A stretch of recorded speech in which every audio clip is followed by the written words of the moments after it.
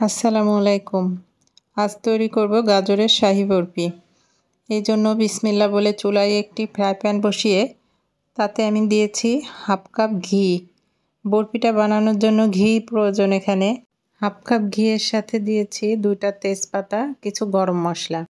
গরম মশলা থেকে সুন্দর ফ্লেভার বের হলে এখানে দিব 2 কাপ পরিমাণ গাজর কুচি। গাজরটা আমি ধুয়ে সুন্দর করে গ্রেট করে নিয়েছি। গাজরটা যত মিহি করে গ্রেট করা যাবে বরফিটা ঠিক ততটাই সুন্দর হবে। এখানে আমি স্বাদের জন্য হালকা পরিমাণ লবণ দিয়েছি। যারা লবণ মিষ্টিতে না খান তারা দিবেন না। এখানে বাইন্ডিংয়ের জন্য হাফ কাপ লাচ্চা সেমাই দিয়েছি।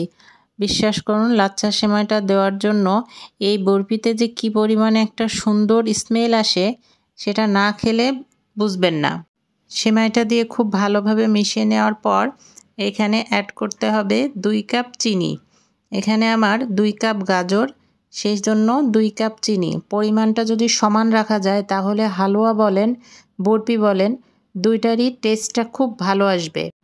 খুব ভালোভাবে মিশিয়ে নেওয়ার পর এই পর্যায়ে এখানে দিতে হবে লিকুইড দুধ। এখানে আমার 2 কাপ পরিমাণ লিকুইড দুধ দিয়েছি যাতে হালুয়াটা খুব সুন্দর মতো সিদ্ধ হয়ে আসে। সিদ্ধ হয়ে আসা পর্যন্ত এখানে জাল করে নিতে হবে। যখন একটু সফট হয়ে আসবে ঠিক সেই পর্যায়ে দিতে হবে এখানে গুঁড়া দুধ। গুঁড়া দুধের পরিমাণটা আপনারা আপনাদের পরিমাণ অনুযায়ী দিবেন, কারণ যত বেশি গুঁড়া দুধ দেওয়া যাবে এর টেস্টটা ঠিক ততটাই ভালো আসবে। গুঁড়া দুধটা দেওয়ার পরে সম্পূর্ণ পানিটা শুকিয়ে আসা পর্যন্ত এটা নেড়ে নিতে হবে। দেখুন এটা প্যান থেকে উঠে আসছে। এই পর্যায়ে এটা নামিয়ে যে পাত্রে সেট করতে হবে সেই পাত্রে এটা ছড়িয়ে দিতে হবে, কারণ এটা একটু গরম গরম করলে জিনিসটা সফট থাকে, খুব সুন্দর মতো সেট করা যায়। আমি আগেই বলেছি এটা শাহী গাজরের হালুয়া, এজন্য একটি ক্রিম তৈরি করতে হবে। ক্রিম তৈরির জন্য এখানে আমি নিয়েছি একটা পাতিলে 1 কেজি দুধ। দুধের সাথে 2 টেবিল চামচ কর্নফ্লাওয়ার। কর্নফ্লাওয়ারটা এখানে আমি 1 কেজি দুধে 2 টেবিল চামচ ব্যবহার করেছি এবং ডানো ক্রিম। ডানো ক্রিম এখানে আমার হাফ কৌটা আছে।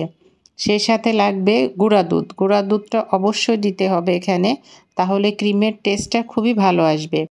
আমি আমার নাড়ার সুবিধার জন্য পাতিলটা চেঞ্জ করে নিয়েছি। দেখুন যখন ক্রিমটা একদম এই পরিমাণ টেক্সচারে চলে আসবে, ক্রিমটা চুলা থেকে একটু নরম অবস্থায় নামাতে হবে, কারণ এটা ঠান্ডা হলে আরও শক্ত হয়ে যায়।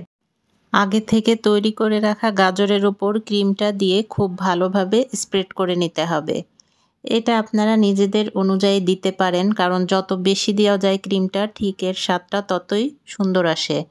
এর ওপরে আপনারা আপনাদের ইচ্ছা মতো বাদাম, খেজুর এগুলা দিয়ে সাজিয়ে নিতে পারেন। আমি এখানে কাঠবাদাম, কাজু বাদাম এবং খেজুর কুচি করে দিয়ে সাজিয়ে নিয়েছি। তৈরি হয়ে গেল আমার মজাদার গাজরের শাহী হালুয়া, কিংবা ঠান্ডা করে কেটে নিলেই তৈরি হয়ে যাবে গাজরের শাহী বরফি। আশা করি আমার রেসিপিতে তৈরি করলে নিরাশ হবেন না, ভালো লাগবে। ভালো লাগলে লাইক, কমেন্ট, শেয়ার করে পাশে থাকবেন। আল্লাহ হাফেজ।